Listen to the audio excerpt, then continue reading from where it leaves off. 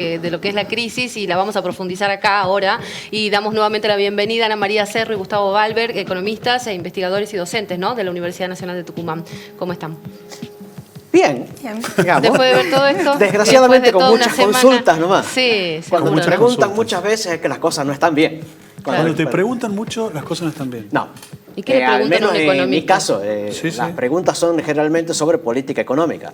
En un país normal, que crezca normalmente, las preguntas son a economistas especializados en investigaciones de mercado para hacer crecer empresas, no sobre política económica. Claro, ¿y la gente qué pregunta? ¿Cuál es la típica?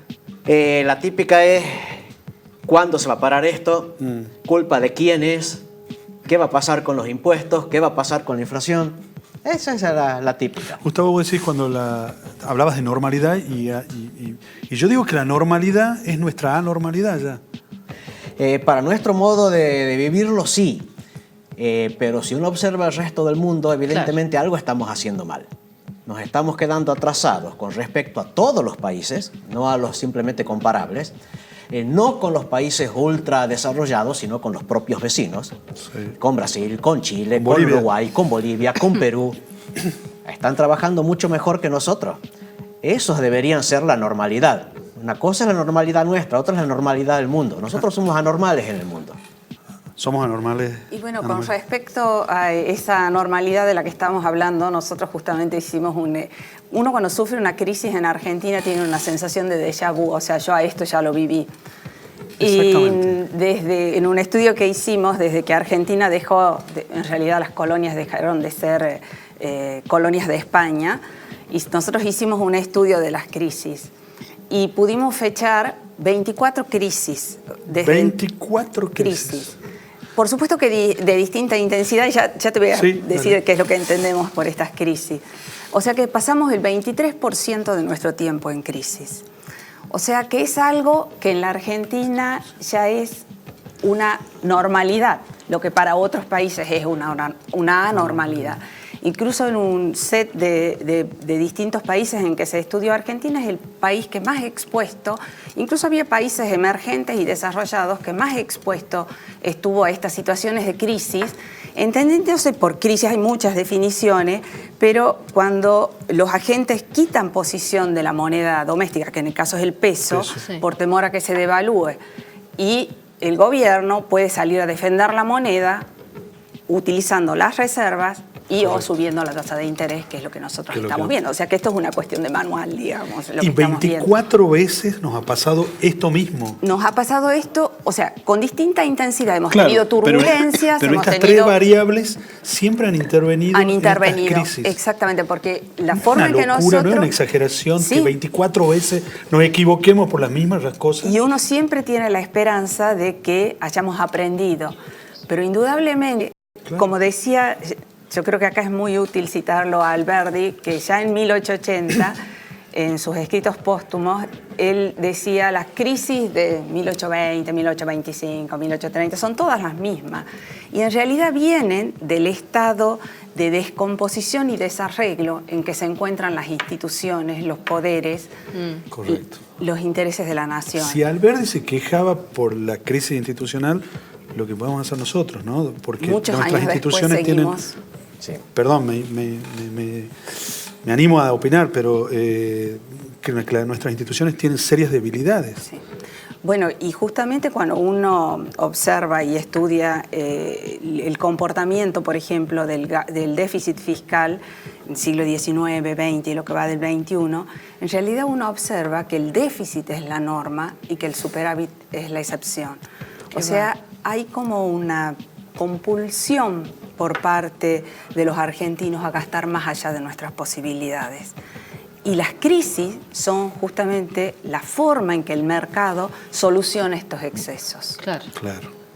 Porque los ajustes en realidad se deberían hacer siempre en las expansiones, pero en Argentina se hace cuando el agua, como se dice, te llega al cuello. Y cuando hablamos de que los argentinos gastamos más de lo que correspondería, estamos hablando en general, digo, de decisiones políticas, estamos hablando de nosotros ciudadanos argentinos también, o cómo manejamos esa relación.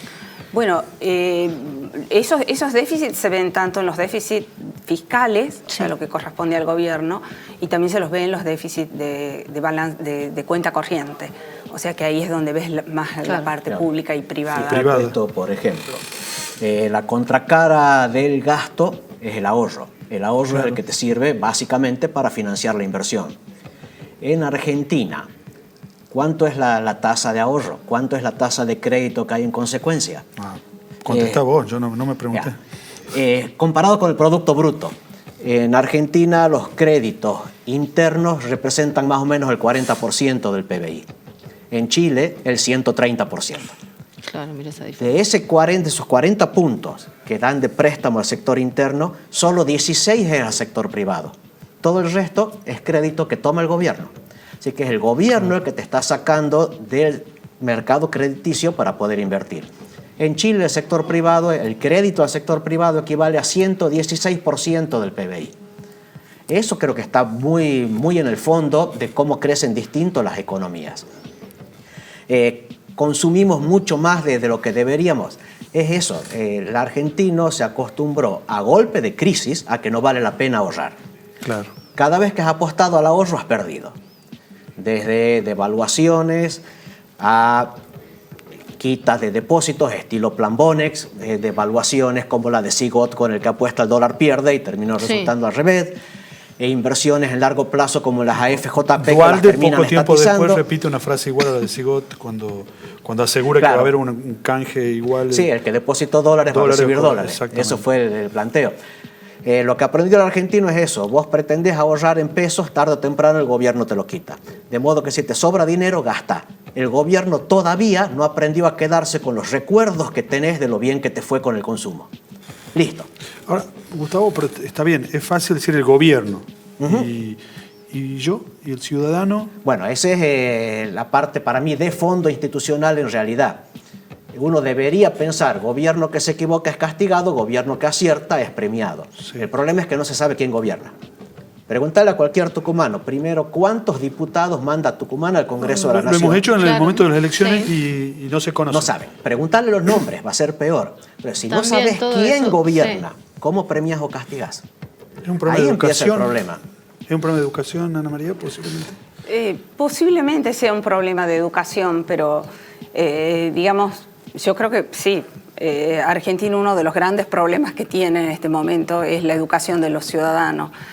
Pero yo pregunto buscando entender esto y buscando una salida, ¿no? Es decir, yo no puedo, lo que has dicho recién, me cuesta mucho interpretar que 24 veces, 24 eran 23, sí. 24 veces, se nos repita la misma historia y no podamos salir cuando institucionalmente o por herencia o por relaciones familiares deberíamos tener ya un contagio de aprender, ¿no? Bueno, a veces es curioso porque en realidad no nos enfocamos en tratar de identificar cuál es la causa de las crisis. Siempre encontramos un chivo expiatorio, a veces los modelos neoliberales, a veces culpamos a las estatizaciones, a veces al Fondo Monetario es el número puesto, digamos, para culpar está un poco más lejos, se lo puede culpar más fácil. Problema. Pero no pensamos que hay algo en la organización de nuestro país, llámense instituciones o como quieran llamarse, que están fallando. Porque estas instituciones débiles no restringen a los políticos a evitar que gasten de más. Entonces, cuando se gasta de más, hay que financiarlo. Y en ese intento de financiamiento, o se financia, si los impuestos no alcanzan, se financian con dinero, se financian con deuda. Y se terminan destruyendo instituciones, por ejemplo, el dinero. Cuando uno financia el déficit con dinero, termina en inflación y termina destruyendo una institución importantísima en la nación, que es precisamente el dinero. Cuando decís el político no aprende, me da miedo a veces, porque también la calidad del político, la calidad del dirigente se va deteriorando también con esto. Y bueno, me asusta la democracia. Mira, yo no creo que sea un problema de la democracia en sí. Sí, hay montones de democracias en el mundo que funcionan bien, que tienen al menos 4 cosas básicas, 3 económicas y una política. Correcto. Las 4 cosas básicas económicas son una situación fiscal razonable. No digo que tenga superávit, pero razonable. Si es déficit, un déficit chiquito, manejable. No juegan con el tipo de cambio para disfrazar las pérdidas de productividad y no emiten sin respaldo. Eso es lo económico. En lo institucional es el discutir la política. El oficialismo discute con la oposición. Tienen bien en claro que la democracia republicana te va a permitir, si hay aciertos, que el acierto se mantenga. Y si hay errores, que el error se modifique. Acá la culpa la tiene el capitalismo y punto, te dicen. Y sí, bueno, ese es el gran error. Ahora, preguntarle a cada uno qué pasa con él mismo. Ahí es distinto. Es como pregunta por otro motivo, pero vinculado. Según cómo preguntes del azúcar, es la respuesta que vas a tener. A ver. Vamos a hablar de Mercosur y apertura del mercado azucarero del Mercosur. No, hay que proteger la industria madre porque va a venir la avalancha de azúcar brasileño que van a cerrar cuantos ingenios. Sí. Listo, cambiarlo un poco al foco. Che, mira que los dueños de ingenios se están quejando. Sí, esos infelices que siempre piden ayuda del gobierno, que siempre quieren cobrar el azúcar cara. Entonces, ¿qué? ¿Son los buenos o los malos de la película? Eso el ciudadano no lo tiene claro porque habla de acuerdo a dónde está parado. Está muy bien subir impuestos y está muy bien cobrarles a los demás, no a mí. Claro. Y esa es parte del problema, es una puja. Pero es cierto que no está bien cobrarme a mí porque no me alcanza. Ah, bueno, pregúntale a los otros. Cuando todo el mundo empieza a pujar para que le cobren a los demás, todo el mundo termina pagando mucho impuesto y el dinero nunca es bien usado. Y ese es mucho del problema, no es tanto también Estado grande o Estado chico. Lo que yo lo pago al Estado, ¿realmente está bien gastado para que valga la pena pagar? En Argentina no. Pero eso pasa por una falta también de conocimiento, digo, del argentino en general respecto de cómo funciona el Estado, de cuáles son las necesidades, más o menos, de cómo debería manejarse. Ejemplo fuera de Tucumán, porque la exageración siempre es buena. Provincia de Buenos Aires. 70 diputados manda al Congreso. Cada 2 años se votan listas de 35. Sí. Tienes que hacer campaña en una inmensa provincia. ¿Cuánto cuesta una campaña electoral? Si uno vive en la provincia de Buenos Aires, le conviene afiliarse al peronismo y luchar para quedar 10º en la lista de diputados. Porque 10º seguro que entra, sin trabajar mucho en la campaña, entra igual, y nadie se ha enterado de que ha llegado al Congreso. A lo sumo, por supuesto, se enterará la esposa, se enterará la cuñada, sí. Los colocás ahí de empleados en el Congreso y ya está. Pero el ciudadano no te sabe, no sabe que estás ahí. ¿Cómo haces para mantenerte? Cuando el que puso la plata te diga levanta la mano, vos levanta la mano. Cuando te diga no des quórum, vos no das quórum. El político no le sirve al ciudadano. No es tanto que el ciudadano pueda o no saber cómo funciona el Estado. Es caro hacer política en Argentina. Como es caro hacer política, hay pocos partidos realmente competitivos. Y entonces es la explotación del político hacia el ciudadano. Es como un monopolio o un oligopolio en economía. Tenés poca competencia, abusás del consumidor. Pero eso no ha sido siempre en estas 24 crisis, no ha sido siempre eso directamente lo que ha incidido, ¿no es cierto? Bueno, digamos, en las crisis que nosotros hemos encontrado hay muchos condimentos. A veces hay cuestiones externas que influyen sobre la economía del país. Por ejemplo, la de 1930 fue un caso típico. Pero hay crisis que fueron propias nuestras, como por ejemplo la de 1890, como la de 1975, que fue la primera hiper, como la de 1982 fue la crisis de deuda latinoamericana, la de 1989 que fue la segunda hiper, la del 2001. ¿Todas son culpas nuestras? La gran mayoría, sí. Y aun cuando hay condimentos externos, es como que la pregunta es, ¿por qué cada vez que el mundo estornuda nosotros nos agarramos la gripe? O sea, la pregunta es esa. ¿Y la respuesta? Y la respuesta es porque tenemos las defensas bajas. O sea, es como exactamente la misma respuesta que te daría un médico. ¿Y cuáles son nuestras defensas? Nuestros fundamentos. Nuestros fundamentos son siempre débiles, entonces nos agarran mal parados y nos tiran, nos voltean. ¿Cuál es el fundamento, por ejemplo? Los fundamentos son las variables macroeconómicas que tenemos una gran propensión a desalinearlas, o sea, con déficit fiscal no financiable, con impuestos extremadamente altos, con inflación, por ejemplo, que destruye, como te decía, la institución de la moneda, y eso es un tema importantísimo, y a lo cual los argentinos estamos más que acostumbrados. Hay discursos donde dicen que no importa el déficit fiscal porque nos ayuda a salir de alguna manera. Bueno, el déficit fiscal en primer lugar importa o no importa si lo podés financiar o no. Claro. O sea, si vos tenés cómo financiarlo al déficit, fiscal. Después vamos a hablar de la sustentabilidad, si es sustentable o no sustentable un déficit. Pero lo importante es saber, ¿puedo financiarlo? Y si no me alcanzan los impuestos... Domésticamente, me alcanza para hacer los gastos naturales que tengo en mi casa. Sería esa la representación. Claro, es el gasto público. Exacto. El gasto público son los gastos que realiza el Estado en todas sus formas. Y para solventar ese gasto tenés los impuestos. Cuando los impuestos no te alcanzan para sostener ese gasto, necesitas otras fuentes de financiamiento.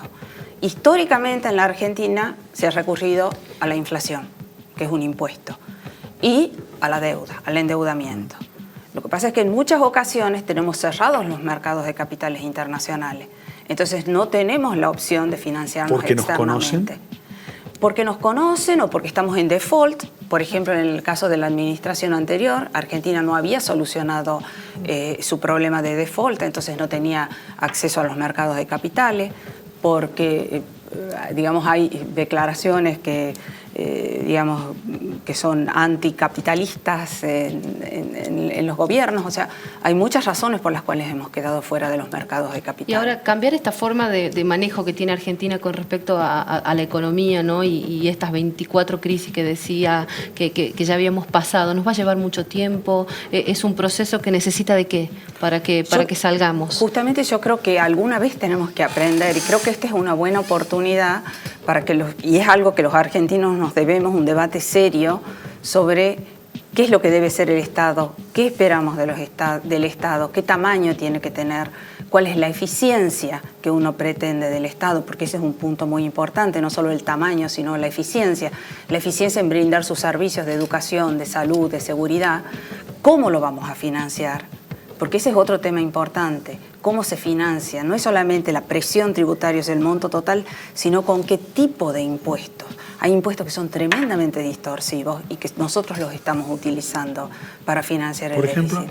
Por ejemplo, ingresos brutos. Ingresos brutos. Es uno de los peores impuestos que tenemos. Y en el caso por ejemplo, en Tucumán representa más del 65% aproximadamente de la recaudación propia. Claro. Bueno, todos esos temas yo creo que es un debate que nos debemos los argentinos, que nos debemos pensar seriamente qué es lo que tiene que hacer Argentina para crecer. Aspiracionalmente los argentinos tenemos como la vara muy baja, digo, con respecto al país que queremos, a esto de que decía, cómo constituimos o qué pretensión tenemos del Estado. Yo creo que al revés, que el argentino exige mucho del Estado. Al revés.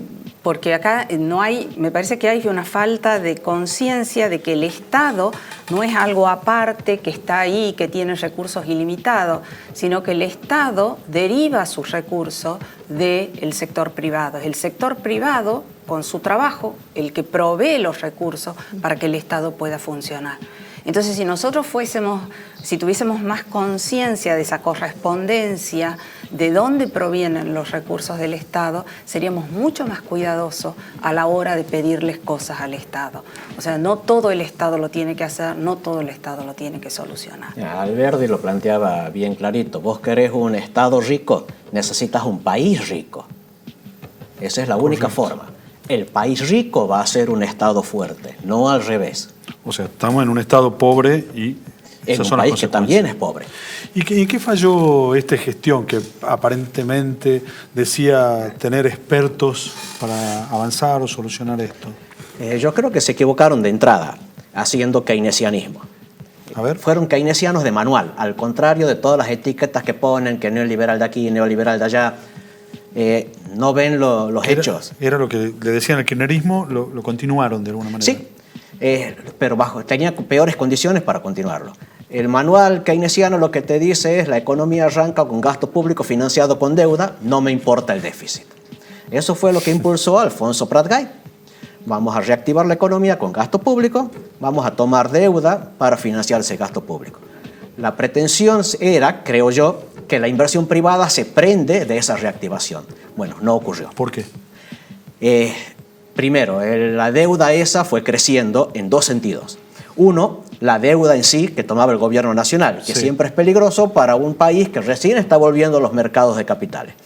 Dos, la transformación de esa deuda en otra deuda, que es la deuda del Banco Central en LEBAC.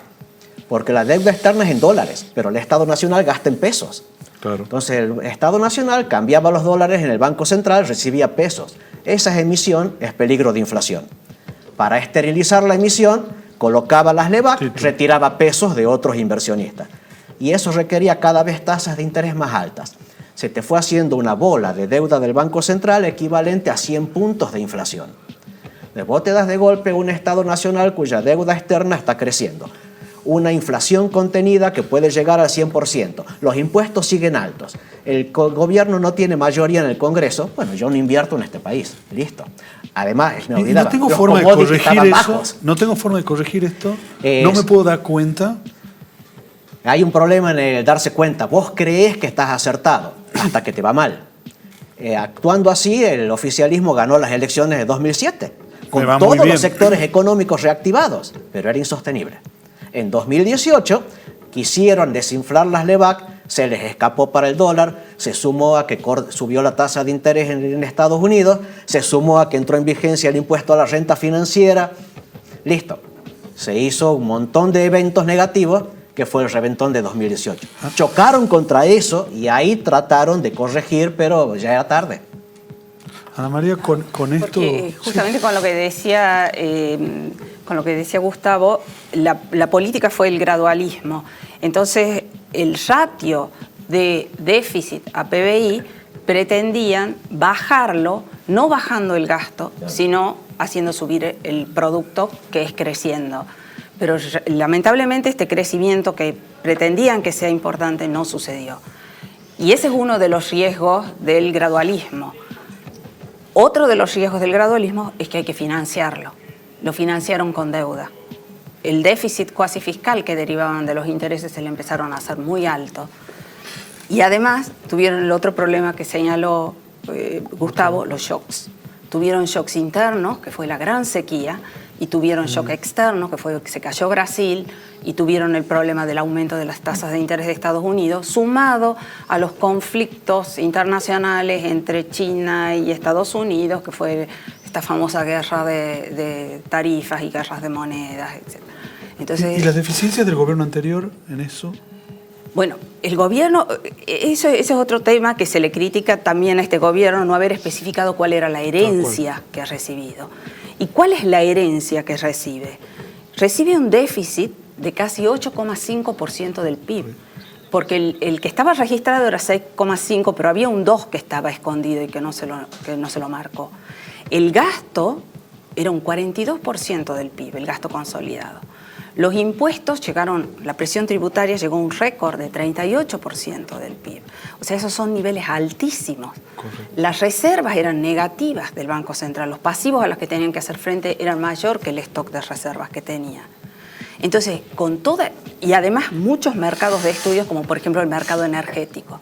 Entonces, con toda esa situación que era tremendamente grave, tiene que asumir este nuevo gobierno. ¿Y qué hubiera cambiado si se sinceraba todo eso? Bueno, que al menos las personas tenían a quien echarles la culpa y decir, bueno, nosotros recibimos un estado de crisis, no tenemos otra opción que hacer un ajuste muy serio y muy fuerte al comienzo, porque cuando un gobierno asume, generalmente se calcula que tiene 6 meses de hándicap para tomar medidas que no son muy populares. Del voto, exactamente. Entonces hubiese podido aprovechar, decir, bueno, recibí esta herencia tremendamente pesada, no tengo alternativa que ajustar. María, después de todo este estudio y de la experiencia de haberlo palpado en el conocimiento histórico de estas crisis, ¿qué se nos viene? ¿Qué va a pasar los próximos meses? ¿Qué perspectivas hay? ¿Qué nos dice el aprendizaje, digamos, de la historia? ¿A qué nos debemos, qué tenemos que estar esperando? Bueno, nos esperan meses de mucha volatilidad. O sea, acá no hay un plan para salir para llegar a estos meses, sino que son como bomberos que están apagando incendios y están tomando medidas a medida que los acontecimientos suceden. yo creo que nos espera mucha volatilidad y eso es muy grave para la economía real.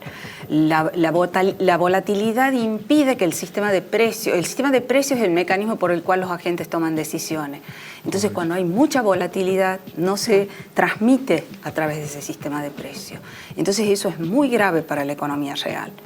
Correcto. Entonces, posiblemente logren estabilizar, uno espera que puedan llegar a estabilizar y llegar en condiciones relativamente estables hasta las elecciones y quizás hasta el recambio que es en diciembre.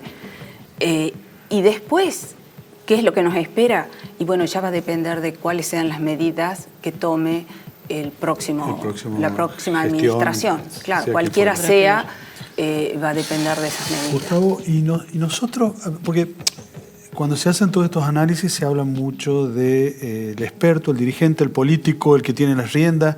¿El ciudadano común puede hacer algo? ¿Tiene algo para hacer? Mira, yo creo que tiene poco para hacer, excepto estar atento. En este sentido, yo soy bastante respetuoso del político profesional, como profesión de político, porque el ciudadano no tiene chance. Claro. La persona normal se levanta temprano a la mañana para ir a trabajar, trabaja todo el día, vuelve tarde a la casa, quiere darle un beso a los chicos, un beso a su esposa e irse a dormir porque tiene que seguir trabajando. E irse a dormir tranquilo. Irse a dormir tranquilo en principio, sí, pero al menos irse a dormir. No tiene tiempo de ir al comité o a la unidad básica o a donde sea a discutir con ningún dirigente para hacerle llegar sus inquietudes. Estás viejo, ya no se hace eso, me parece, en política. Ni de tuitear, tampoco, bueno. tampoco tiene tiempo ni de Instagram ni de nada. Está bien. El político está para eso. Él es el que va a perder el tiempo, entre comillas, en dedicarse a la vida pública. Correcto. O el dirigente civil, el Bien. dirigente de ONG, fundaciones, iglesias, comité barrial, lo que le quieras llamar. Correcto. Esos son. El líder es el que tiene el papel de cambio en realidad. La población en última instancia aprueba o desaprueba lo que ha hecho el líder, pero el líder en definitiva es el que existe y el que lleva adelante las cosas.